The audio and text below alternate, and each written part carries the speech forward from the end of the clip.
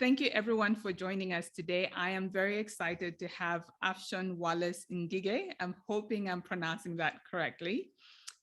He's the CEO and founder of AfriDelivery in Zambia. I'm really excited that we're featuring a Black-owned business that is happening in Africa. So let me give you a bit of background on AfriDelivery. It's a super app. A lot of you know about it because you can order from different restaurants. But what I've also learned is that you can order from pharmacies, from supermarkets, get insurance, dry cleaning, and so much more. And they're currently available in Lusaka, Ndola, and Kitwe. Also, what's exciting is that they've had over 400,000 downloads. And Afshon has over 100 employees that are working. That also includes part-time employees. And when I learned about your background, I think what's very interesting is you started this entrepreneurial journey at a very young age. Even with your classmates, you were able to sell, whether it's clothing or shoes that you were getting from China. And then you're also a DJ. Some people may not know that. Yes. And then you also were part of building the DJ Academy. You also moved from Kenya to go to Rwanda, and there you were able to set up a radio station that also included TV, and did similar work in Burundi and also in Congo. And in Rwanda, you set up AfriTaxis, and then you had this idea to start the delivery service, which I believe you went first to Zimbabwe and then settled on Zambia. So really an exciting background, especially that you grew up in Kenya and now, living and building a successful company in Zambia. So welcome. Thank you very much. You're very welcome.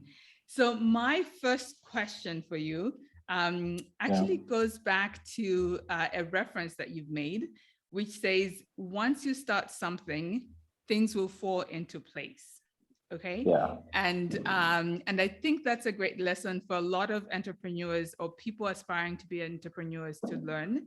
And what I wanted to find out for you is, how, when you started AfriDelivery, how did you use this philosophy in setting it up? So of course that came from my previous experiences with my other businesses. Because I don't think I was ever ready to start anything, but I noticed that once I started, everything else just kept falling into place. So I just made sure that I had an MVP, the most minimum viable product to go to market with. I remember nowadays I look at AfriDelivery, what it is now, and then I compare it what it looked like the app when I launched, and they're nothing alike. And at that particular point, first of all, you don't know what you don't know. So you don't know the challenges that you will face before you face them. Mm-hmm. So I think it's always important that when you're getting into something, you get into a mind of a winner and don't start weak, because the minute you get in there with the target of winning or achieving it, the challenges will come, but they will not be the first thing that you think about when you're starting the business. So that's what I always do. I mean, I'm still doing great things up to this day, and nothing has changed when it comes to how I get into things. I still get into spaces that I don't understand, but as you grow in business, you understand how to connect yourself with people that can't do what you do, or can't do what you don't know how to do, or you basically surround yourself with at least your weak points. I mean, guys that at least can help you or complement what you don't have. Yeah. I think that has always been my idea, and I know for a fact that I'll still get into other businesses that I don't understand 100%. Right. And I'm trying as much as I can to surround myself with at least people that are smarter than me, or people that at least understand or know what I don't know. Okay, great. And I think what would also be interesting is, how did you settle on Zambia? Because there are other countries that you could have done this in. So how I settled in Zambia, I went to Zimbabwe, and this is a story I tell, and it's the truth. Most people don't believe it, but it's the truth. So when I was in Zambia, I met a friend, and we were going to see one of our potential investors, and the investor suggested that we try Angola or Zambia. Okay. And when he said Zambia, I remember that I had a conversation in 2012 with one of my best friends. His name is Walker, and he had mentioned how he had a dream that I had a successful business in Zambia. And based on that memory, that's how I decided. Yeah. That's how I decided to jump on a flight and come to Zambia. Wow. And I never looked back. And did you know people in Zambia? How did No. So how do you do so that? I landed. So, yeah. How do you do that? Because if you don't know people, if I think of myself, there's no way I'm just going to pack my bags and like, okay, I'm in Nigeria now. I'm going to start a business here. So can you tell us how you do that? Yeah. Now that I think about it, I think it's a little bit crazy. Yeah. But when I got into Zambia, I did. My intention when I was coming here was to do some market study to see whether there was. My plan was only to stay for 5 days, 4 or 5 days, and check whether there was potential customers or the business was feasible here. And I went to this Apple store to get a case for my phone. Okay. I didn't know anyone, so I just got on a taxi. I remember I landed, checked into a hotel the following day, woke up, got on a taxi and went to Kimanda Hill, and there was an Apple store there, and I went in, and I loved the way this guy sold that case to me. He was an incredible salesperson, and I asked him, do you ever want to probably change what you do and work somewhere else? And the guy was like, yeah, I'm actually looking at moving. And that's how I got my first employee. Wow. Yeah. Fantastic. So I like that's why I always encourage people that everywhere you go, just give everything that you're doing your best, because you don't know who's watching. Yeah. I mean, your next opportunity might be looking at you and based on one or two things that you do right, they might move you from point A to point B. So that's how I managed to get that guy as my first employee. And the guy, of course, helped me now start doing acquisitions, settle down, get some office space here and there. And that's how I set up. Wow. That's fantastic. Yeah. I'm like, you're very much a risk taker. It seems like. Oh, 100%. Yeah. I don't think now I would, the more I think about it, the more I'm like, if I knew it was going to be that tough, I don't think I would have been so excited to do it. But I had to do what I had to do. I only had two options, to win or to win. Right. And I also like that when you came to Zambia, it was about market research. So really understanding, is there a market for this type of solution? And what did you find? Did you, I don't know if you got a chance to compare Angola and Zambia, or what is it that you were looking when you're doing your market research? How does that market research look like? And then how did it help you make the decision that Zambia was the right place for you? Okay, so when I came here, I came with an understanding of how I wanted the business to operate, because when I was doing AfriTaxi, I had a lot of partnerships with now Jumia Food, so they were called Hello Food back then. So I got to understand their business. Okay. And I knew there's certain things I needed. I needed to make sure that I had logistics in place. I needed to make sure that I had restaurants in place. I needed to make sure that the population had some purchase power, because food delivery is more or less like a luxury product. Right. I needed to make sure that the weather is conducive. I needed to make sure that when you look at the quality of internet, because this is an internet-driven product, right? Yeah, was good. So I came to test all those things. So I went to supermarkets to see how much people are spending. I did my research to see how many restaurants are there. I used competitors. And my plan when I came to Zambia was not to start a food delivery in Zambia. My plan was to come and look for local partnership. Yeah. And then we could empower them through tech and marketing, because we were a tech firm. So our biggest asset is technology. I don't want to deal with logistics and so on. Mm-hmm. So I found two competitors, approached them, and I told them about this idea. I think if we combine what we have, because we already have the restaurants, right, I think we'll be bigger. Unfortunately, they refused. And yeah. So I told them then I've got no option but to compete, and that's how I ended up setting up. But right, my initial intention was to just come, get into a partnership, and then do some support, tech support and marketing support, and then leave and do the same in another country. Right, right. But now, Yeah. how long has it been now? 6 years or so? That was 2016. Took me about 1.5 years to set up. So yeah, it's been about 4 years, 5 years. Yeah, great. Yeah. So what I'd like to do now is just to step back a little bit to before you even started AfriDelivery. So you managed different businesses before that. What did you learn from those experiences that have helped you become successful with AfriDelivery? What are some of the key lessons that you learned that when you were starting this new business, you're like, I'm going to make this work? Okay, so something I learned, and I didn't learn it a long time ago. First of all, the most important thing is, which I also feel like it's important for startups to understand two things. Number one is financial literacy, and number two is legal. So you need to understand the legalities when you're building a product. Is your name registered right? Are you registered? Are you filing your taxes correctly? Is everything in place when you look at your legal work? And number two is financial literacy, which I think a lot of people might probably go wrong. You need to be able to differentiate the business's money and your money.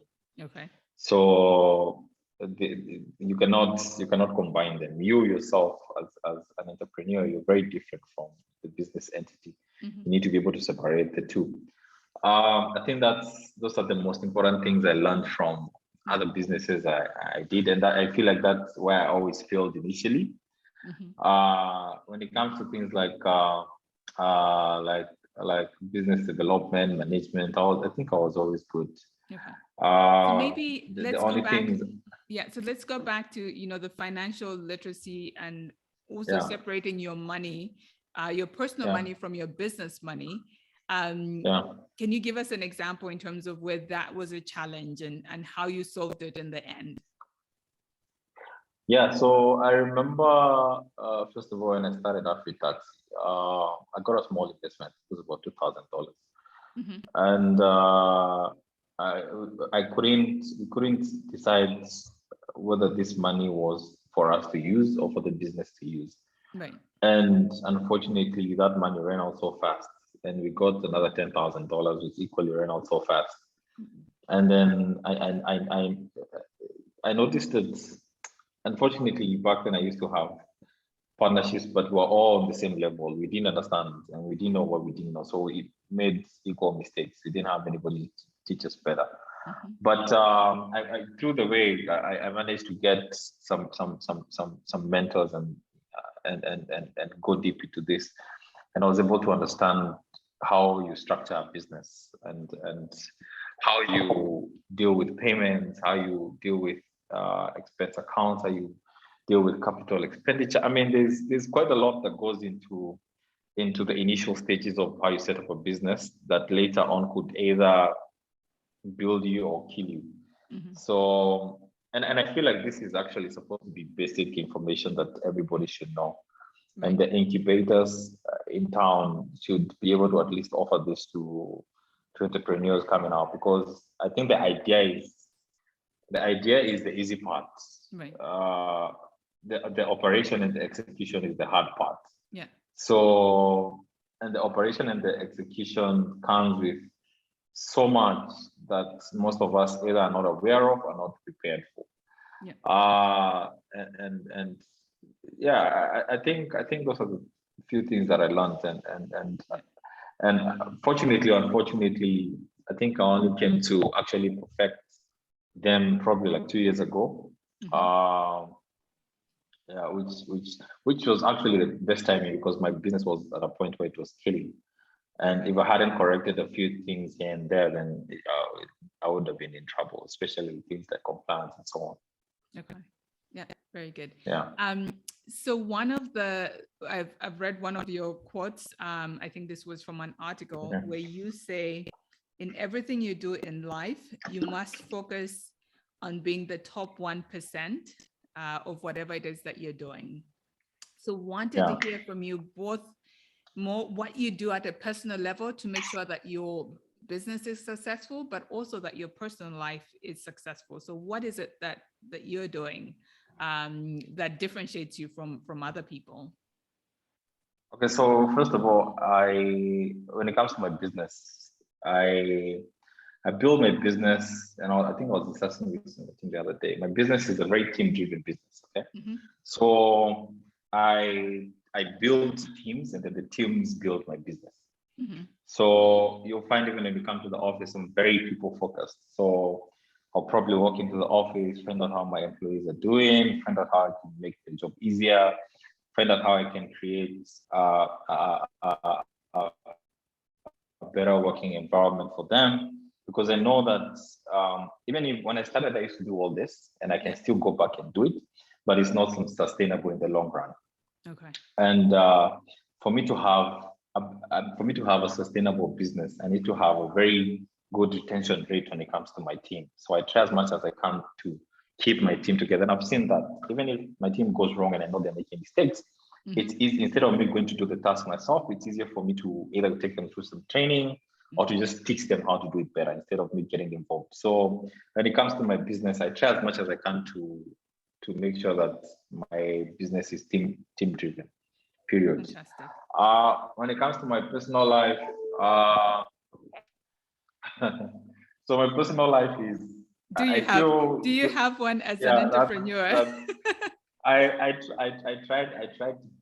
tried to do that last year. Okay. Where I tried to create a balance, and I still felt like it was too soon. I still do it. So I remember at some point I never used to go home the same day. Like I would leave in the morning, early in the morning, and I would go home after midnight. And one day my guards told me that I never go home the same day. I'd never noticed that I always used to go home after midnight. So I cut that. But I try, of course, I mean, as much as I can to focus on my health, wake up very early in the morning.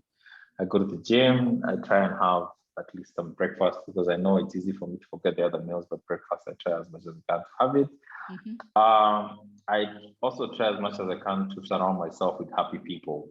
Okay. I'm a happy guy naturally. So you find that even the people I'm sitting with at the office are people that are naturally happy, excited. Yeah. So I've got my own office, but you'll find me most of the time I sit in the marketing office because I like the environment there. I mean, everybody in the marketing office is always excited, and that's what the innovation really runs. So I try as much as I can. I feel like that's the only way to keep myself young by making sure I'm around happy people, and I try as much as I can to run away from stress. It's inevitable because you're running a business, right? But I believe you can have a certain level of control over it if you decide to do that. So I try as much as I can to be healthy, go to the gym every morning if I can, or minimum maybe 3 times a week. But happiness is a very, very big it's a very important thing when it comes to my lifestyle. I try as much as I can to stay around positive energy as much as I can. Yeah. That's very good. That's very good.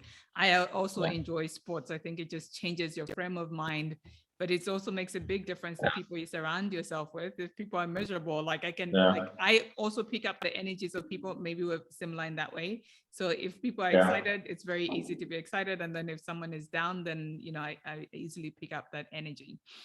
So I want now to talk about 2020. This is when Corona started the pandemic. And I think the experience has been very diverse for a lot of people. Some companies, it was the time, like you talk about fintech, it's the time that was booming. What was the experience for AfriDelivery? Maybe let's start first with, those highlights. What were some of the positives that happened? And then later we can talk about some of the challenges as well. Okay, so of course, I think 2020 was a very bittersweet year for us. The sweet part of the fact that everybody wanted to be part of AfriDelivery. So anybody that we were trying to get on board as a vendor was more than willing to come on board. It made it easier for us. Yes. So we got quite a good number of partnerships. A lot of these vendors and partners now started doing direct marketing on our behalf because now like if you're unable to come to a restaurant, you can order through AfriDelivery and so on. I think our name really got out there, and we got into some very strategic partnerships that really scaled our business. I think our biggest partnership at that particular point was Lafarge, Okay. where we started doing last mile delivery for them, home builders and so on, and it was a great project. Yeah, so that was the sweet part of 2020. The bitter part is the fact, it still comes to the fact that everybody was so excited about AfriDelivery and wanted to be part of AfriDelivery. Yeah. It comes with certain things that we missed out as a business. Number one, we took in everybody without looking at the commercials, which means that we took in deals that were not necessarily profitable for the business. Mm-hmm. And what happened is we're using good assets or good money. It's like using good money to chase after bad money.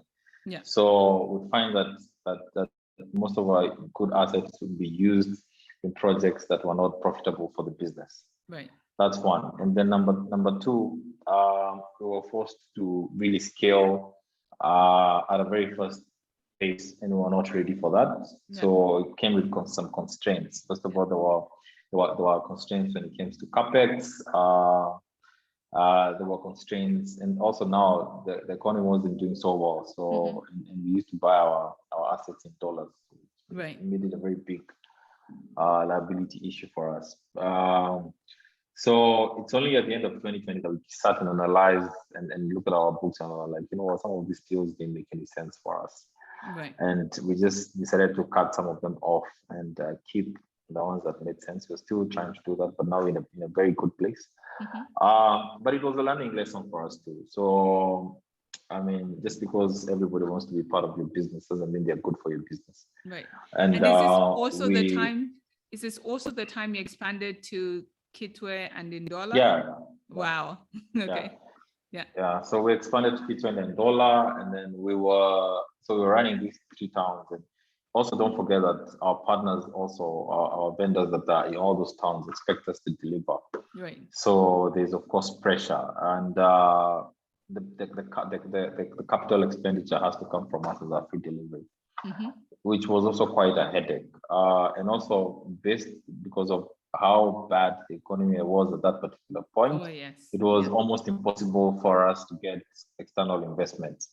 And then now coming back into the country, it was also equally impossible to get local investment from financial institutions because the requirements that they ask for are ridiculous. I mean, I don't think any SME has whatever they were asking for at that particular point. I think the only collateral I would have provided at that time was movable assets, and nobody wants to hear that, and the interest rates were a bit ridiculous. So it just put us in a place where we had to make some decisions that were not the right business decisions. We had to move at a pace that wasn't our pace at that particular point.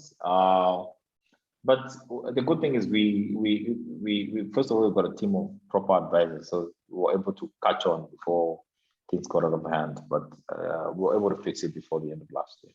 Right. Before the end of this year, sorry. Yeah. Yeah, before the end. Yeah, that's fantastic. I think, as you talk about, you were not only growing, taking on a lot of new, whether it's restaurants or new companies onto your platform. At the same time, you're expanding to other cities, and it can be challenging to really look at your books and say what's actually happening. Are we making profits or not making profits? So I think a lot of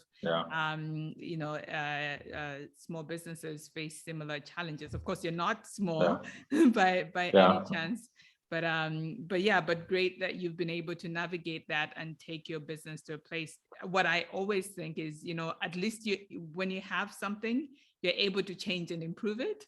It's like what you say, if you just need to start, because I don't know if I'd mentioned this to you, but I am a co-founder with my sister for Savannah Premium Chocolate, and there's so many mistakes that we made in the beginning, but because you have that and you've started something, you learn and you can actually improve it. So very excited about AfriDelivery and of course everything that you're doing. What do you think what has been your greatest achievement so far that you're so excited about? Looking at where you started to where you are now, like you started from nothing, coming just for market research years ago, and then now being able to say, to see that actually 400,000 people have downloaded your app, which is a great achievement. Yeah. So that on the business side, of course, that's a very big achievement. I mean, I've managed to build together with my team a household brand where people can actually randomly just call out the company's name. When you're a group of 10, at least 3-4 people would know it. I think that's the of course. I mean, I believe I'm in the right direction. I still have a vision for the company. If you come to my office, I've got, so my walls are, so we drew our vision on the walls. So we drew how we started. So there's a tree that has all the brands that we admire, and AfriDelivery is in there. Then the tree now moves to how we started with motorbikes, and to trucks, and then to planes at some point. Wow. So there's a vision. So I feel I'm probably at about 30% of what I want to achieve. That's on the business side, and the future looks great. But on a personal level, there's a certain level of satisfaction that comes with impacting people's lives positively. When I talk about that, I'm talking about my team, my employees. The fact that we've been able to consistently pay people for a good number of years, and you can see these people's lives changing from them buying a plot, from them starting to build, from them finishing to build, from them moving into their buildings. I mean, it's incredible. So we as a company, we try as much as we can to empower employees. So we try and source loans for them. We also get assets for them. For example, the riders, we fund the initial purchase of their bikes, and then once they pay off, we lease from them. So they've got at least an asset that's making money for them. And I've seen these guys, I've seen at least maybe 3 or 4 of my guys buy a plot, start building that plot, and finish that plot. And it's incredible. It's unbelievable. So that is what gives me the personal satisfaction. When I look at my purpose, I'm like, you know what, this is it. So I mean, so I'm glad to see the business grow to where it's supposed to be, but I'm more excited to see people grow. I think I have a similar experience. When we started Savannah, I think we were thinking, well, we want to sell to people, and of course you get people to buy. But I remember at one point we had employees, and like one of the the families, the mother who was there was like, well, I want to get the money so that I actually pay for the education of my daughter. And at one point she even brought her daughter to work, and they were able to pay for her school fees. And it's just the little things, that it's making a difference in their lives that makes you so excited. My almost second to last question for you is, so what motivates you, or who inspires you? Like, where does that drive come from, if you think about it? I think first of all, I think I try as much as I can to have the inspiration come from within. So I always compare myself to myself. And just 1 second. Sure. So I always try as much as I can to have the inspiration come from within. So I always look at my journey, and that keeps me going. Of course, I've got external inspiration. Like my team is always inspiring me, my family is always talking about how the milestones that we've made from where we come from collectively as a family. I've got also people I look up to, and companies I look up to. So I for example, like the biggest inspiration that I've gotten from a business is the structure a company like Lafarge has. I mean, which company? Lafarge. So if you look at how, so if you look at the structure that business has, and I look at how I would want my business to be in the next couple of years, I reference myself, or I look at that business, and I'm like, you know what, this is what I want to be. So I try as much as I can to make sure that even if I'm unable to get inspiration from outside. I'm able to get it from within. Right. The only thing I have to do is look at where I am, what I've gone through, and what I want to be. And through that, I'll find one or two things that will definitely keep me going. Okay, fantastic. Okay, Yeah. so before I ask you my last question, and I have just learned so much from you, so really appreciate you being here. Thank you very much. Thank you. Yeah, no, you're welcome. So where can people find you? Or what's the website? Or are you on Instagram or Facebook? Where they can find you or where they can find your company? Okay, so yeah, so my company, AfriDelivery, once you Google AfriDelivery, it will bring you all handles, but our apps are available on Google Play and Apple Store. Mm-hmm. So for me personally, if you equally Google Afshon Wallace, I think I've got quite a lot of references, and I've got a series on YouTube called Mentorship Uncomplicated. Mentorship Uncomplicated is, I started it, so I set up a very basic studio at my house, and I just call people and just have a conversation because I wanted, so I've got a mentor, and I noticed that anytime I went to my mentor with an issue, he always used to tell me a story. Mm-hmm. So he never once told me, fix this issue like this. He usually used to give me a reference of his story. Like, I was once in such a situation, and my situation was like this. It's just the story, and then you're able to pick one or two things from there. Yeah. So that's why I set up that podcast, and it's a long. I sit with someone for a few hours, and then I break it down into probably 20 minutes, 30 minutes, and then I should put up my first story online now is mine, but I'll put more stories that I've done with other people. Yeah. But I just wanted a platform where people can have a conversation and just talk, and then if you have time, you can listen or watch, and then you can pick one or two things from those people. Yeah, fantastic. Yeah, so I'm equally available on social media, although I'm not as active. Yeah, but if you want to find about my business, AfriDelivery, I think Google will do the work. Fantastic. Okay, so my final question for you is, what impact do you want to have, whether it's on Africa or the whole world? What is like this big vision that you have in terms of impact? First of all, I need to make sure that I'm able to build a very, very big sustainable African-owned business. Mm-hmm. That is a very, very important agenda for me. The reason why I say that is because I've looked at a lot of businesses that are tech-driven, mm-hmm. and I think we are conditioned to think that solutions are going to come from outside. Because if I look at the rates at which people use AfriDelivery, it's more or less the same rate that people would use a foreign company in another country. Mm-hmm.